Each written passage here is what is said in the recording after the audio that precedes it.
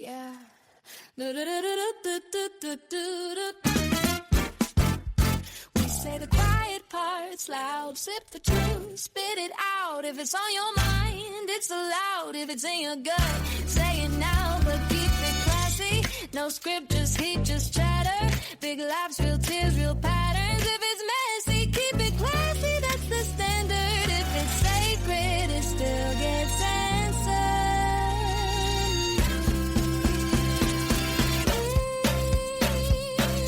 unfiltered and unbothered. We don't ask, we don't falter. Sit down, lean in. Why bother to pretend? Unfiltered and unbothered. This is Bone Talk. Go harder. If you press, then press play. Let it begin. Yeah.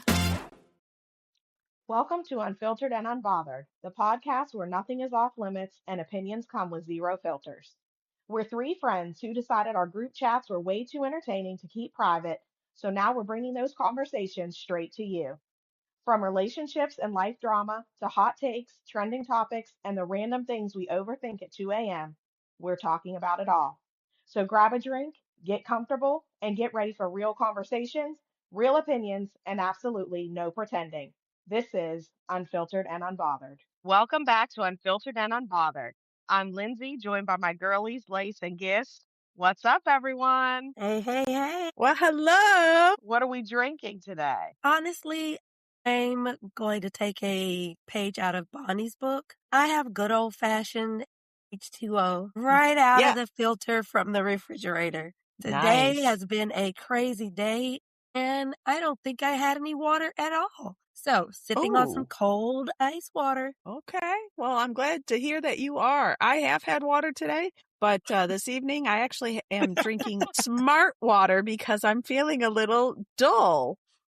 Hoping it works. Not you. Well, I'll be the fun one of the group. I actually have a tropical smoothie, Bahama Mama. Very good, delicious, love it.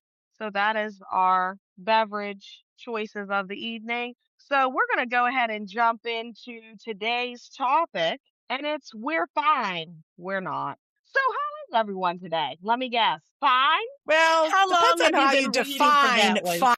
You know, I've been practicing all day. I'm just glad I got through it. As always, I'll take the opportunity to jump in here. And for those of you who are just possibly tuning in, all three of us have educator backgrounds. So, like I've said previously, in true educator fashion, we are going to break down using our lesson plan. So our objective today is to identify the pitfalls that is this thing we call hustle culture, and how it actually influences our well-being. We'll explore the hustle and bustle of society, talk a little bit about the myth of work-life balance, get some laughs in with Bonnie's hot takes and headaches, and hopefully everyone will walk away with some thoughts and strategies of how to navigate this. So ladies, let's just get into it. Hustle and bustle. I swear, that was my life Every day. I was going to say, and you know what? After thinking about all that's going on in your life, that's going to be your life for quite a while there. But how fun is it to say actually hustle and bustle? You know, that's kind of cool. I really like the way that it sounds rolling off the tongue, but yes, going around in my brain, not so fun. No. So, ladies, I have to say that, and I've been talking to you both personally about where I am in this journey of life and trying to kind of shift my thought process. So every morning, instead of just jumping up and getting into the day, what I do now is wake up, just chill a little bit, read my devotion, and try to set my purpose of being intentional. So today's intention was to breathe through no matter what happens. I think I forgot to do that, just like I forgot to drink water. Oh. You know, when the day starts going, and you're like, what the, how the, why? That's that hustle for me today. Man, I'm exhausted just thinking about that. Exactly. I love that she said today, as if she has not been hustling and bustling for Her whole literally life? her whole life since I've known her. But I'm going to be nice and say, since we started our podcasting journey, every single day, there has been some other hustle and bustle that she has been a part of. So I will say I am no stranger to the hustle and bustle. However, I'm a recovering hustler and bustler. I love that. So thank I don't you. know if I've ever really been a part of the hustle and bustle society, to be honest. Would you, Kimmy, you worked with me. Would you say I would be part of that group? So I would say not really. I will say No. not in the same way that Mm. Gist and I have been a part of it. I would say you really have done a pretty good job of not giving in to society and all the hustle and bustle, where we, on the other hand, We definitely invite it. hustled and bustled, Come literally. on, all the hustles and bustles. Literally, our theme song, Every Day I'm Hustling, shout out Rick Ross. Literally, like, I think the whole time I worked at the high school level, that was it. Every kid would say, "Will you come to this? Will you come to that?" And I was like, "Yeah, yeah, yeah, yeah." Going to all of the things, staying late to prep lessons and to get all the stuff, set and ready for the next day. Yes, and I did that. Oh, COVID. Constantly. COVID was its own special hustle and bustle chapter. But I think, to go back to kind of where Bonnie was going with that, I feel like, at least for my generation, it was kind of like a thing I was born into, Mhm. where my parents were always busy, especially my mom. And then it was, oh, you got to keep your kids busy. And so I was in all of the things. And then, of course, as I got older, I would choose to be in all of the things. And that kind of carried over to my teaching career, where I was constantly, if I wasn't going to things that my students were doing, I was involving myself in different things. So it was constant, on the go, not really resting, I guess, but Mhm. I really didn't think of it then. But yeah, I don't know about anybody else. I guess, Lace, let's get your perspective, because you were not a hustler and bustler. No, and you know what? That's interesting. You said that about your upbringing, because mine couldn't be more opposite. So, my parents divorced when I was younger. So my mom, kind of like the single mom, worked a lot of jobs, right? She worked in a factory. She bartended on the weekends. She did the hustle and bustle, but I was left to like hang out with my grandparents. So I was at grandma and grandpa's all the time, and they were retired, and I would just kind of hang out with them and be outside and play and stuff like that and come in. But I didn't have that active social life that you guys had. And to kind of add with that, see if I could kind of bring it together. Personally, I experienced something similar to Lace, where I don't recall being in a lot of activities. Yes, I did cheer, but we spent a lot of time out in our community. Like, I was raised in my grandmother's house. My parents were divorced, so every other weekend I was with my dad. So we were always around family. And even where my mom lived with my grandmother, while everyone around us was not family, it was community. So when you got home from school, you changed out of those school clothes and you were outside until the street lights came on. So it wasn't our parents' responsibilities to entertain us, because we were able to do that ourselves. However, to kind of connect to what Kimbrough pointed out, I'm like a part of Gen X. I am Gen X. And I think a lot of Gen Xers, we have that mentality that we want things more for our children than we had for ourselves. So I know for me, with my kids, it has been the idea of making sure they have opportunities that I did not have. And of course, we're at a different financial standing than from when I grew up. So we're able to provide that. But inadvertently, we've created that hustle mentality, that culture within the family dynamics, because with 3 kids, every child was involved in something. Even my husband was involved in playing basketball for the military. We were doing events with other families. So we literally have always had a calendar to the point that at one time, each kid had a different color for their activities. Mm. And if it wasn't on the calendar, it didn't exist to me. Mhm. So we created that concept. But when I look at my oldest daughter, while she is a hustler by nature, like she grinds, she's doing it differently for her children. Yeah. They are in activities, but activities that can be managed. And I always tell people, they think when kids get older, it gets easier. No, it just looks different. You dictate their schedules when they're young, but when they're older, their schedule becomes your schedule and you live around it. But again, I think that's something that Gen X has actually created. Well, that is interesting. And we did activities like, believe it or not, I was forced to do tap. For me, it was piano. Oh, I had Hated to it. do tap dancing. That's hilarious. I would have loved to Horrible. seen that. And I would then, have loved to seen it. but then I also played softball and basketball, and those things I loved. But like, my parents weren't taking me to those things. I rode my bike and went to Right. practice on my own. And my mom, like I said, she worked a lot, but during games and stuff, my dad would come and watch and support that way. But yeah, it was so different because like Gis was saying about her kids and all them being scheduled with different colors and stuff like that. Now, we didn't go that far, but my boys were in everything.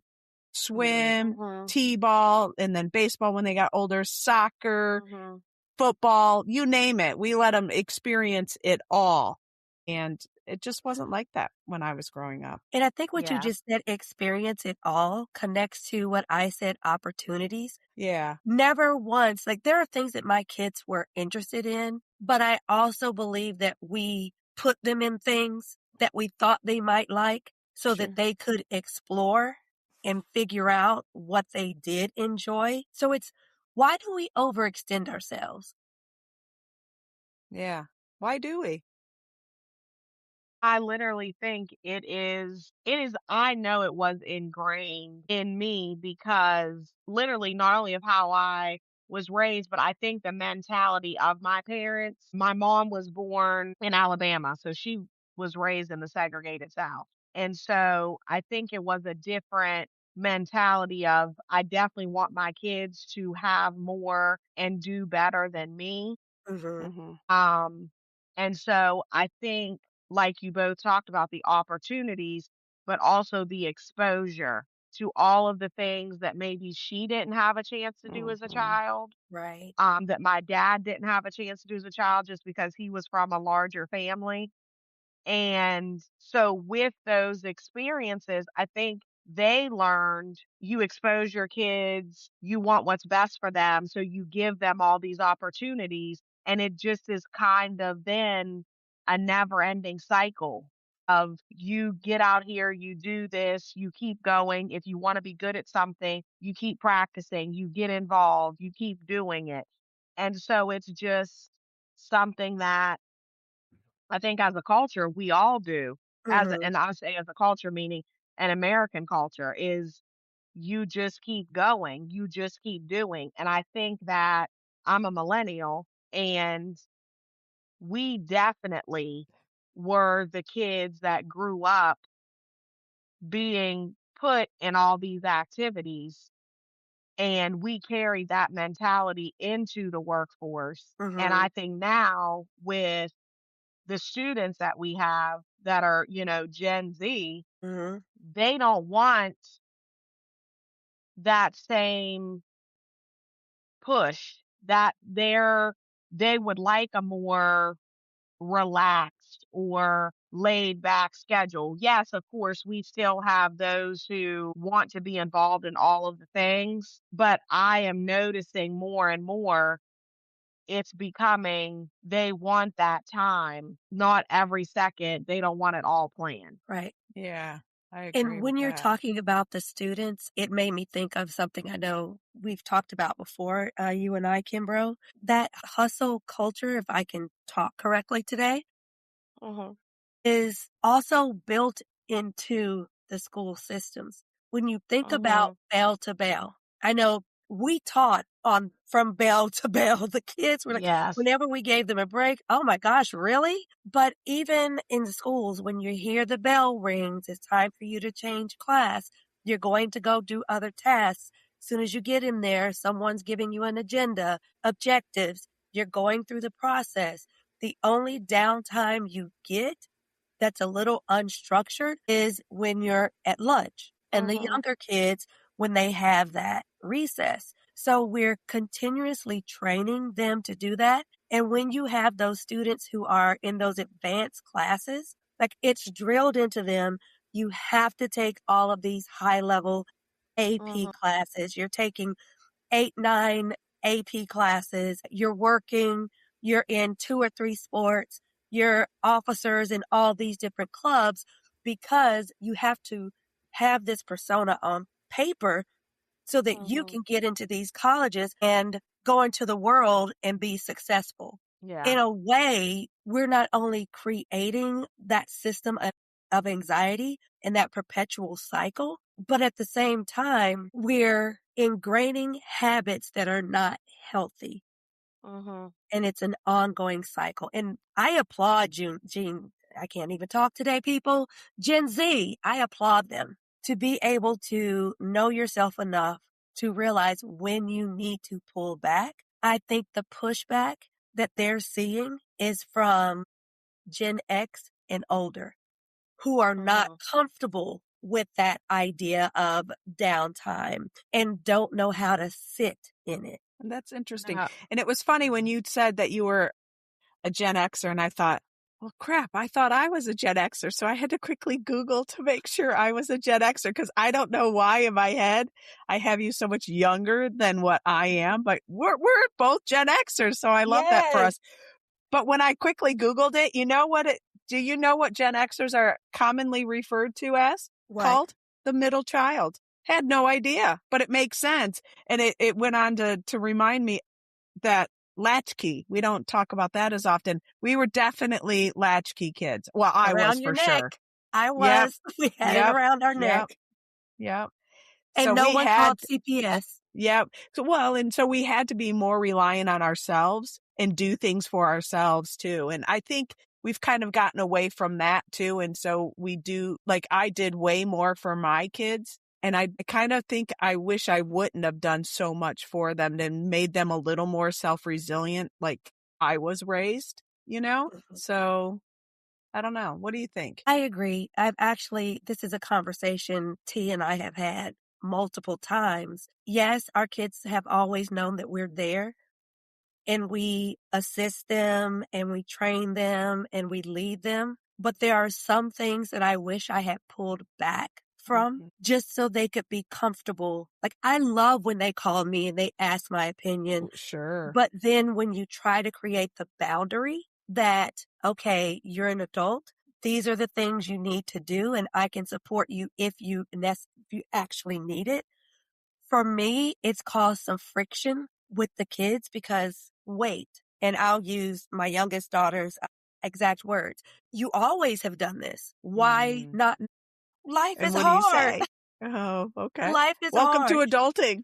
Right, but at the same time, I'm also at a different journey in my life where Mhm. I've experienced a lot of loss, a lot of change. So I'm taking my time to work on myself. So pulling back is something that Oh, they're not used to. so Interesting. you're going into that balance, right? Finding time for yourself, Right, right. work, and family. Well, I'm trying as Kimbrough looks at me with her critical. Yeah. I think that is a good segue. So let's talk about, you know, let's just jump into it. Work-life balance. It is extremely rare. And I think for me, I think COVID was the first time that I really thought about how I did not have a work life balance. Prior to that, I didn't really think about it. It did not phase me. But when we started teaching from home, because we were in a school division. Of course, every school shut down in 2020.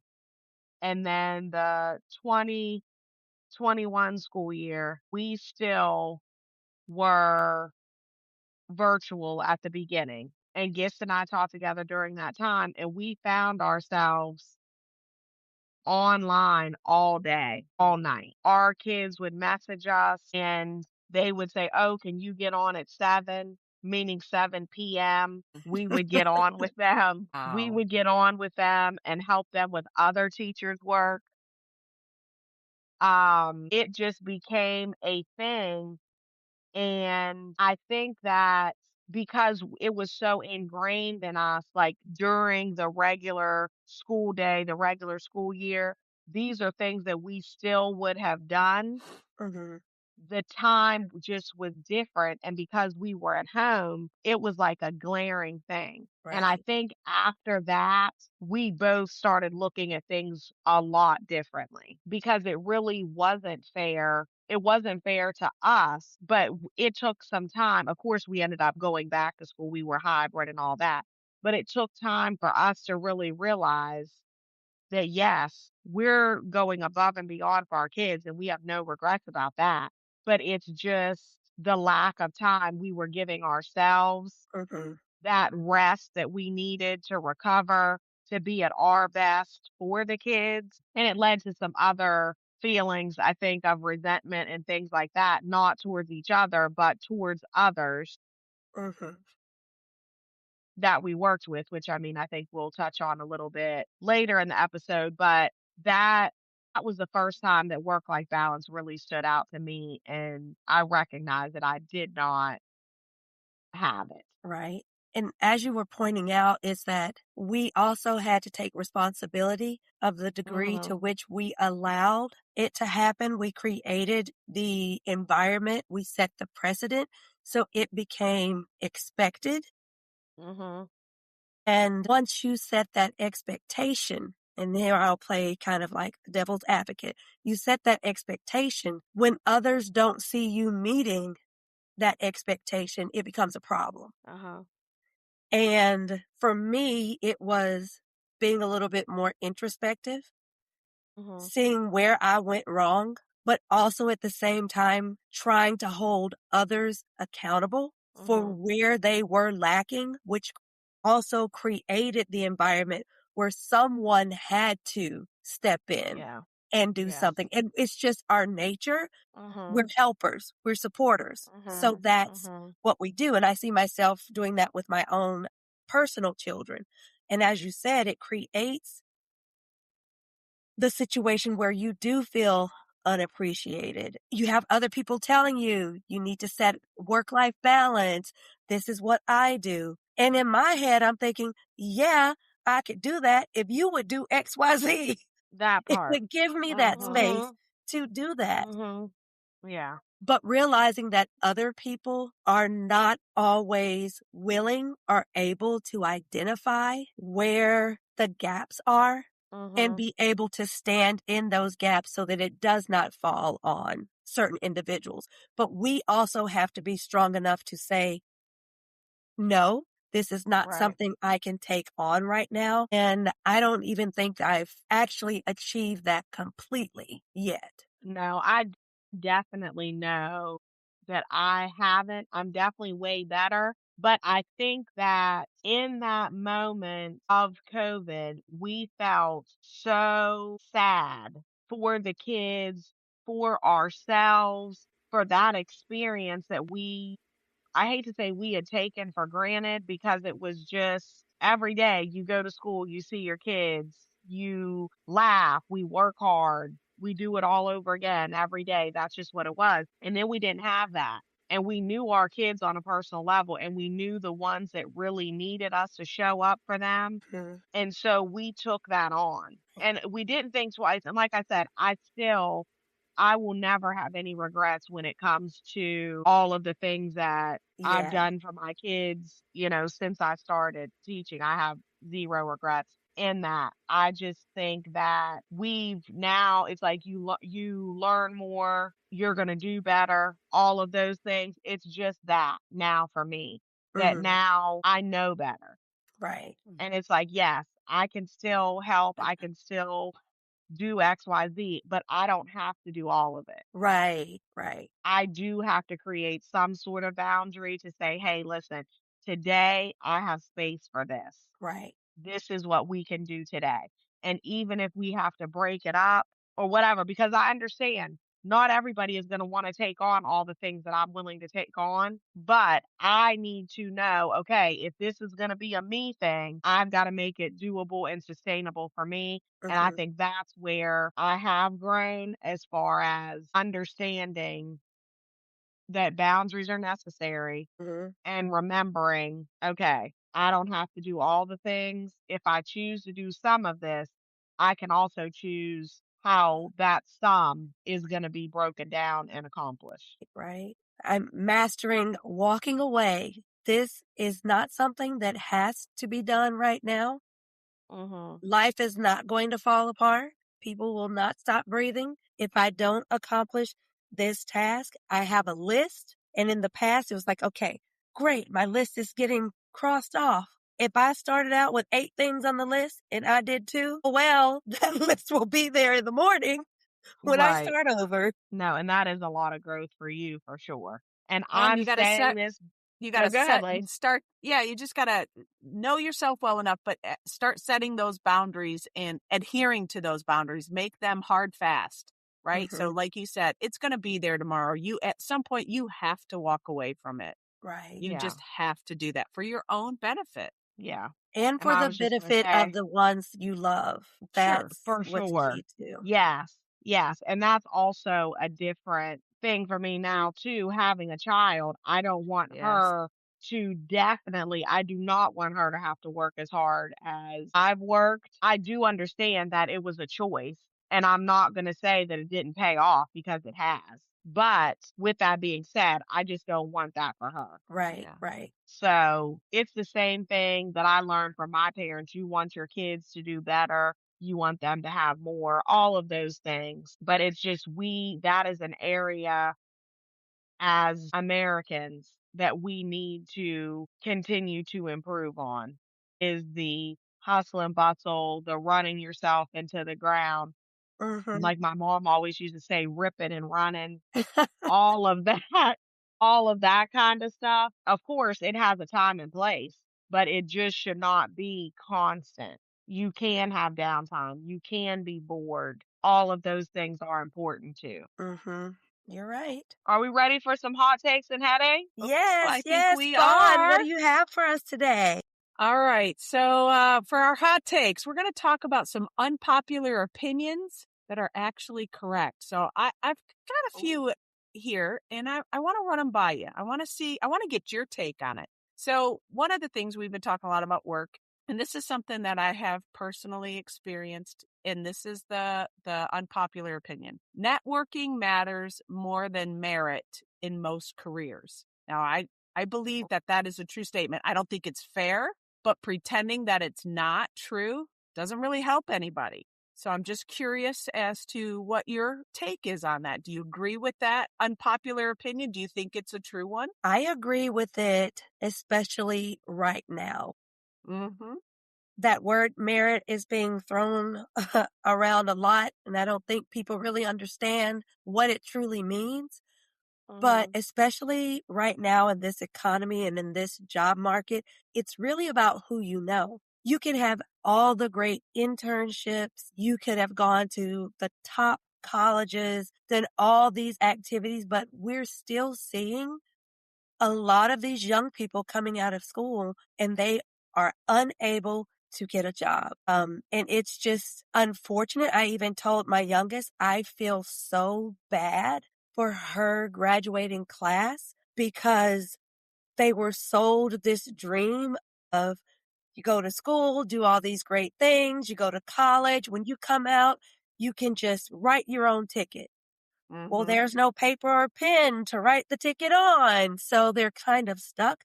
And if you don't have connections, it's a lot harder, which is why I think this whole myth of LinkedIn Yes, people make connections on LinkedIn, but it's basically another social media platform. But unless you Mm-hmm. truly know someone and have connections, these doors are not opening as easily as they used to just based on hard work. No, All right. and I So, definitely no, go, Kimmy. No, I was just going to say, I definitely agree with that. Even to take it back to not only, my generation, but one of my students had applied for a job and she went to the interview and she didn't get the job because the people were hiring all of their friends. Oh, And so it's like that is something that now even our kids are experiencing when they're just looking for their very first job. This isn't like something she's going to make a career out of, but right. that's a lesson she's learning right now at 15 that, hey, sometimes this is what happens. And all she's trying to do is, make a couple dollars so she can save up for, gas money for the future, a car, all of those types of things. Yeah. Right, right. And I know some people would make the argument, well, they have to learn sometime. Rejection happens in jobs, but it's the way things are happening. When you Right. Yeah. put these individuals on the same level, and it's clear, you may not know it until afterwards. It's like people who are advertising for a job, but they already know who they're giving a job to, but you're wasting everybody else's time playing games. Yeah. So it's unfortunate. I definitely agree with that unpopular opinion. Yeah. And just to piggyback that, what you said about like the rejection, but think about it. As a teenager, you're in school. So Mhm. you're working on your skill set. It's not like, they're professionals of Right. anything besides being a professional student at this point. They know Right. how to, most of them know how school works, what you're supposed to do, all of those things. But it's Right. like, I'm trying to go work at Chick-fil-A and I'm not getting the job because you're hiring your friends. This isn't based on my skills. Right. I'm Right. coming in here like, hey, I know how to say my pleasure. I know how to say, can I take your order or whatever. I can say all those things, but because these people know everybody here, I'm not going to get the job. Right. Right. You're absolutely right. All But right. yes, So, I love that. That's a good hot take. okay. So, and we obviously have talked a lot about social media. So this one I kind of relate to social media, to technology. So here's my unpopular opinion. Constant notifications have done more damage to focus than social media itself. So here's my take on that. The interruption is the problem, not the platform. I would Thoughts? agree with that. I think it goes back to the hustle culture we were talking about, the feeling of like always being on, always being connected. So thinking about work and emails, like those Yeah. notifications. And if I'm in a meeting and I get an email notification, my attention automatically goes to, okay, what is this? Even with like my phone at night, if I get a notification, first of all, I don't have many notifications on my phone. You two know me and many other people know me as well. I'm not responding to text messages usually. Probably don't even know where the phone is. But late at night, if I do get like that notification, I know that that's serious because only a few people can actually get that message through after a certain amount of time. So I think it goes to that self control. We have to be able to disconnect from the notifications. And you're right. It's not the platform. It's our ability to regulate ourselves and not try to be so responsive. Okay. I would definitely agree because the notifications are a lot of the reason why people are on social media because you want to know what other people think about whatever you shared Right. or you want to just see in general what's going on. And that definitely plays a huge role in the whole hustle and bustle that you can relate that right back to it because most people are sharing experiences that they've had or things that they're doing. And they want to see what people's responses are going to be to whatever it is that they shared. Like, oh, I'm going here. Oh, I just bought this. Look at me here. So it all relates together, and it has impacted our focus. It has impacted our ability to stay still. All of those things are true. So I definitely think that's another great hot take for sure. Right. Yeah. It All right. increases Well, anxiety too.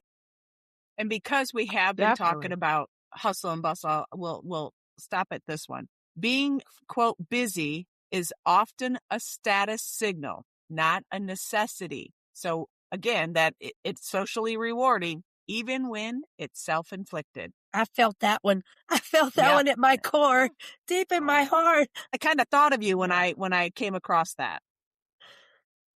Yeah, that's definitely something to be very mindful of. Like we talked about a little earlier, how, Kimber, you mentioned being hard for people to sit and just be still.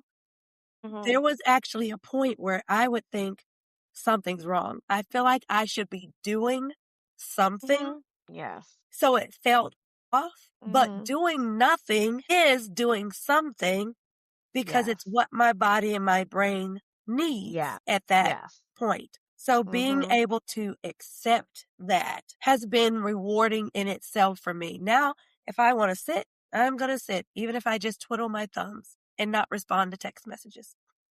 Mhm. And I will say the first time I ever did that was after having a baby. Like, I have more unread text messages right now than I ever have in my entire life. I have more missed calls. I have more unread emails, all of those things, because no longer that stuff is not as important as it was to me before. Mm-hmm. Or and even the ones that are read, I mentally respond. Like, I'll read something and mentally be like, "Oh, yeah, da, da, da, da, da." And And realize you then didn't in real life. yes, and then, like, someone will write back like, "Hey, I don't know if you saw my message." And then I'm like, "Oh, yeah, I did, girl. You know I mentally responded to that." And then I'm like, "Oh, what I really said in my head was," and then I typed back. But thankfully, I have surrounded myself with people that know me, so Mm-hmm. nobody's offended or they all are in a similar season, whether they have small kids or they're just quote unquote busy, which we know how that is. We're involved in all the things, like I said, Mm-hmm. millennial, involved in all the things. And so but it's funny how I always responded. Like within seconds, I would be boop, boop, boop, boop. As soon as you send it, I would send it back. But now I don't even think about it, honestly. Remember So if when you you used to have, text me and say, hello? Hello? yes, Are the eyes? Like, did you? yes, and she would never respond. So if you have not heard from me, know that I've either one, mentally responded, or two, haven't gotten to you yet. So just text me again. It'll go to the top and I'll get back with you. Shoot, I remember one time we were both at Magruder and I got all the way back to the house, which is like over an hour drive, and I realized I didn't even have my phone with me. And Kimmy, you went into the classroom and you got it for me. I remember posting something. I think I had my computer or something, so I posted something on Facebook like, "Hey, sorry, I don't have my phone with me tonight. I left Yes. it at work. So if you need me, call Ginny's phone or do whatever, but I don't Yes. have a phone." I wasn't going to drive that out. I can't imagine kids now, like they'd turn around and go back and get it. Mm-hmm. I'm not gonna lie. I'm gonna turn around and go back and get my phone. I did it. Now, granted, I'll just hope there's no accident. And I just like, I'll go home. I'll get it well, later. that's because both of you have left your phones, and I know that because I was the one responsible for said phone. Gen If Xers. if I leave my phone, I'm going back to get it. Now, the hour it would have hit me before then, I think, I don't know, I would think, because I'm on my phone, or I used to be on my phone way more than I am now. Now I keep track of all of, Ainsley's stats and things in my phone of when she eats and all that. So Right. I'm using my phone as a real tool Yeah. versus versus as, for all the other, like the social things. Of course, I'm still texting and talking and all those things. Don't get it twisted. What? I'm on You? my phone right now doing the pod. What up? But it also has so many other uses now that it didn't have before. So I'm not as focused on all of the other things as I once was, which is interesting to think about. Right, Okay. right. All right. So we're going to talk a little bit about those headaches. We got a couple under there. One of the things that we're going to talk about is feeling unappreciated. And we talked a lot about hustle and bustle and all that work, right? So Mhm. I think for us, well, at least for me, I know when that effort kind of goes unacknowledged, I feel like I've been rejected in some way, even though I know that's not the intent. I don't know Mhm. why I need that affirmation, like, you're doing such a great job. Keep it up, like that little cheerleader. And especially when I feel like I've gone above and beyond and it doesn't get acknowledged or recognized. I don't know why for me, that feels like rejection. And is that just because of me not being the hustle and bustler? Or is that me feeling unappreciated and I shouldn't in that case? I think it's you being human. Yeah. Yeah. Yeah. Yeah. Well, yeah, because we're wired to need those signals, to need that affirmation that what we're doing is And good. yeah, and I think that's just also human nature, like Gis was saying, where it's not like you need it every single day, but Right. it's like if you know you're really like, I'm in my bag today, like I know this is Right. good, this Mhm. is it right here, and nobody says that was really good or oh, you killed it, whatever it is, sometimes that is hurtful because you're just like, does nobody see me? Like, I don't get why I'm not getting that feedback. I think we need to be So, reminded that feeling unappreciated doesn't mean, like you were saying, we're not valued, right? We're right, not doing enough. We're not right, failing. right. And for me, it doesn't mean I'm not too sensitive, because my dad always said, I wore my heart on my sleeve. I'm a sensitive soul, but I don't Yeah. think that I should, and I don't think it's a lack of confidence either. I just don't know why I feel at times unappreciated. Does that Mhm. make sense? It does. No, it definitely makes sense. Okay. It And definitely sometimes it does. may not be something that is intentional on the other person's their behalf. It's not an intentional feeling that they're trying to create. I know for Yeah. me as an individual, it's more so when I feel unappreciated. Yes, I give and I give and I don't expect anybody to acknowledge and do anything. But when I'm in that moment and I need support, but Yeah. there's no one to support me, or Mhm. there's no one who recognizes Mhm. that I need some type of support, that's when I feel unappreciated. Like I can Yeah. go, I can do things on behalf of other people. If you need Mhm. something, I got you. When I'm a friend, Kimmy knows I'm there for you 100%. If I don't like you, Mhm. then it's the opposite.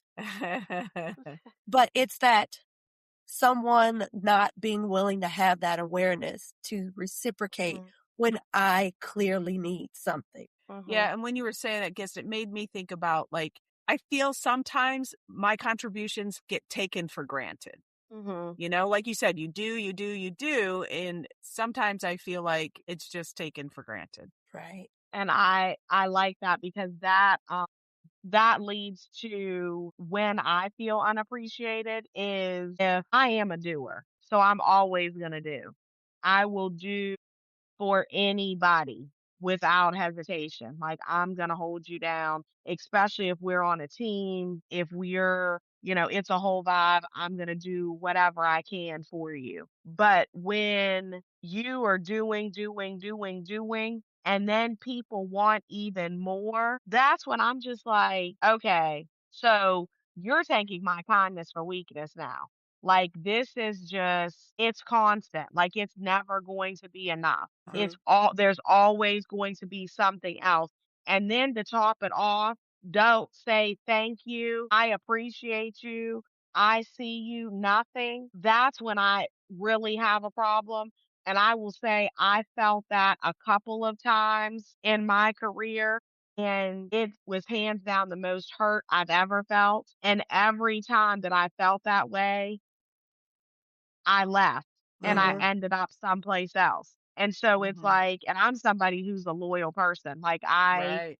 stayed in one division for a super long time. And now, like I said, I'm in my fourth year at my current school. And I'm not mad that, those moments of hurt led me to where I am. I'm Mhm. not mad about that at all because it was a new opportunity, a door open. But those things stick with you It becomes trauma. because it is, yes, because it is a hurtful thing. Because you think to yourself, I did not leave any stones unturned. What else was there for me to do? Yeah. And it was never appreciated the way I felt like it should have been. And like other people who experienced it with me, they were like, oh, I'm so sorry that you're going through this. I'm so sorry. So that, I mean, I now can talk about it, but it was Mm-hmm. very heartbreaking, Yeah. actually. Like, that's the best way, to put it. Right. Yeah. So, Well, and it kind of leads to the next thing we're going to talk about is the person that coasts through everything versus that hard worker, right? So I have felt like in certain situations that I've been in that I was the hard worker and the person that was the coaster would get some of those accolades. And I wasn't about to say, wait, but I'm the one that did that, right? They just happened to present it to where it looked like they were the one that did it. Not that that was intentionally what they did, but I'm thinking to myself, damn, that was actually me, but I'm not going to say that, right? But hmm the coaster's the one that got that affirmation, that got that good job, that whatever. And I don't get that either. It's like, how can you work side by side with somebody and let one person kind of do all the work and you just kind of coast along? and the hard worker, you are rewarded with more work. More work, Mm-hmm. more Yeah. responsibilities. Yeah. And less time to Yeah. do it. Yeah. Yeah, no, that's tough. I have never been able to be a coaster. And I used to tell Gift, and I had a student, and I'll shout her out because I know she'll listen. What up, Ellie? I always used to say to her, I wish I had different DNA. Like, I wish I could be that person just for one day, just to come in and chill and to Right. get up as soon as the kids walk out the door, walk out right behind them. Like, Right. yeah. But we are not built Walk that in way. with And the she's kids and leave with Yes, the kids. yes. And it's funny because she is a Virgo also. And she used to laugh. Like they would leave me little notes, and I still have all the sticky notes that they would leave me. But all that is just, it's funny. Like, I've just never been able to be that person, which I mean also of course relates back to our topic of just the hustle and bustle and everything that we really have put ourselves through by choice, a lot Yeah. of it. But you have to do the work to recognize that it is by choice. So Yeah. tough, tough. Right. And I find for myself, if like I don't have the ability not to do the work. Like I'm not the person to say I'm going to go in here and just half-ass things today, or I'm not Mhm, going to do XYZ. Now, I mhm. might have that attitude at the beginning of the day, but I'm going to do what needs to be done and probably Yes. a little more. I Mhm, wish that I could be one of those people that just kind of, nah, it's okay. But it's just not my mhm. personality. So I Yeah. have to, again, I'll use that phrase, regulation. I have to learn how to regulate myself and not impose my expectations on others. Yeah. Yes. That part. That part. I always have to remind myself that you can't expect other people to do what you would do. Right, right. And that is when I start getting in that mindset, I say that to myself. And I'm like, nobody else is you. You might do that, but that's not what they want to do. Right. And that's okay. And I have to leave it there because that caused me a lot of, I guess I could just say, anger with other people when it came to specifically like our students. I'm like, I do not understand how you cannot do XYZ for this person. Like, I'm not getting this. Why are we on here at midnight doing this? And now, fast forward 6 years, it's like, because you chose to do that. That's Right. what you chose to do with your time. And like I said, no regrets because you live and you learn. And I know that every one of my kids has made me a better teacher, a better person, all of that. I learned so much. They learned something, but so did I. So it just came with it. So with that, having no regrets and all the things that we've kind of talked about that we've carried some of us our whole lives, what emotional clutter that we have, whether it's from today or last week or last year, what are we willing to let go with? What can we say, today is the last day I'm going to carry this? Well, I'm going to go off of what we just talked about. So I'm going to let go of resentment toward people that coast, right? Because I'm playing by the rules that end up punishing me. So I'm going to not give them any more space to live in my head. So I'm going to let it go. I like that. Yeah, that's good. That's a very thought-provoking question. I think for me, I'm going to let go of penalizing myself for unrealistic expectations that I impose on myself. That's something that I've been working towards. Today is that day 100%. And I know I've actually put in place a lot of different things to help me and also have a support system to ensure that I continue that. So I think I'm going to let go of the judgment of myself for doing all of the things that I do, but that others aren't willing to do.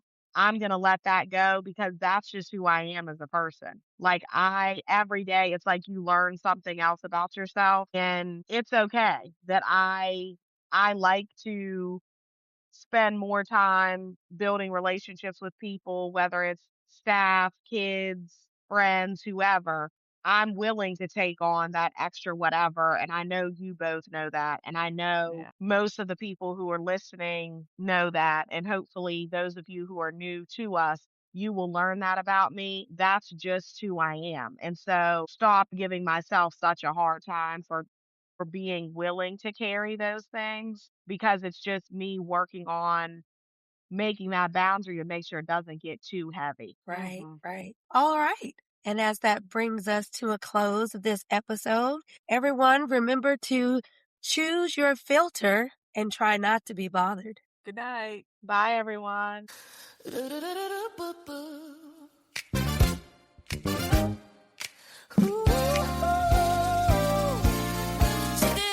unfiltered and unbothered. Oh, and one more thing. Before we go, just a reminder that opinions shared today are ours alone and do not represent any other entity. Nothing discussed in this episode should be used as legal advice or representation, nor should it be construed as medical advice. We are not your professionals, so please seek help from a qualified expert for your specific situation. Unfiltered and Unbothered LLC and its hosts assume no liability for your use of this information. We'll see you next time.